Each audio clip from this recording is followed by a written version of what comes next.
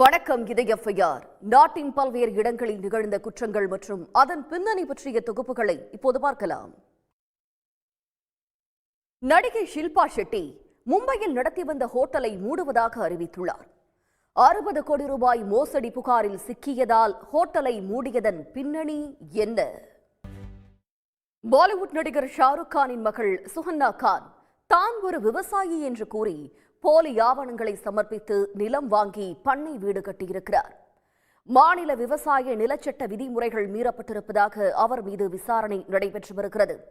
பண்ணை வீட்டு பிரச்சனையின் பின்னணி என்ன? பெங்களூருவில் வரதட்சணை கொடுமையால் 28 வயது இளம்பெண் ஒருவர் தற்கொலை செய்து கொண்டுள்ளார்.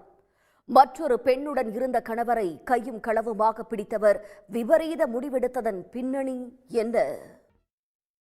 தெலுங்கானாவில் தன்னுடைய ரகசிய காதல் அம்பலமானதால் கணவரையும் மகளையும் கொன்று நாடகமாடியிருக்கிறார் ஒரு பெண். இரட்டை கொலை வெளிச்சத்திற்கு வந்தது எப்படி? மலையாள நடிகர் ஷௌபின் ஷாஹிர் வெளிநாட்டுக்கு செல்ல மனு தாக்கல் செய்திருந்த நிலையில் நீதிமன்றம் அனுமதி மறுத்துள்ளது. விடாமல் துரத்தும் மஞ்சுவல் பாய்ஸ் பட விவகாரத்தின் பின்னணி என்ன? எஃப்ஐஆரில் தொடர்வது சிறிய இடைவேளை. குன்றத்தூரில் காதலனை ஏவி சொந்த வீட்டிலேயே கொள்ளையடித்திருக்கிறார் மருமகள். மருமகளின் மாஸ்டர் பிளான் மண்ணை கவ்வியது எப்படி? கன்னியாகுமரியில் முதல் தாரத்து மகனை 2வது கணவரோடு விட்டுவிட்டு 3வது காதலனோடு எஸ்கேப் ஆகியிருக்கிறார் மனைவி.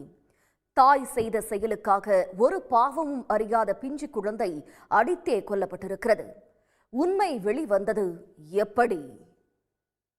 சென்னை புறநகரில் தொழிலதிபரின் வீட்டில் 140 சவரன் தங்க நகைகள் கொள்ளையடிக்கப்பட்ட வழக்கில் 2 கைது செய்து 120 சவரன் நகைகளை போலீசார் மீட்டனர்.